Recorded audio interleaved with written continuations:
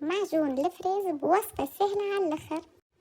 اول حاجة ناخذ كيلو فريز منظف بالبهي ومغسول، عليه نصف الكمية سكر، انا عملت 450 جرام، حبيت يكون اقل حلاوة شوي.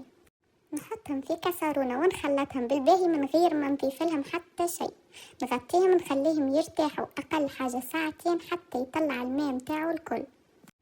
توا على الغاز وعلى أصغر عين في الغاز ونقص فيه، نخليه ساعة كاملة باش يطيب.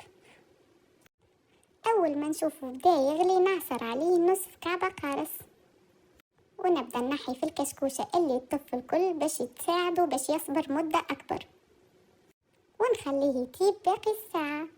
بعد ساعة بالضبط هكا باش تكون النتيجة.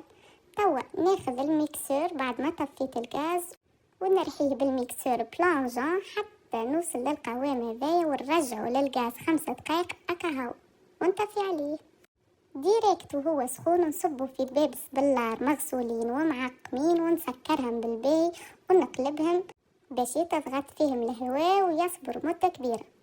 بالنسبة للي يحبوا المعجون فيه دي ترانش صغار يقصوه جويد من اللون وما يرخيوهوش في الاخر، وهكا كان اللون ما شاء الله. وبيان سور كي باش نحطه في الفريجيدير باش يزيد يعقاد. وهكا كانت النتيجة في اليوم اللي بعده، وهكا زينت بيه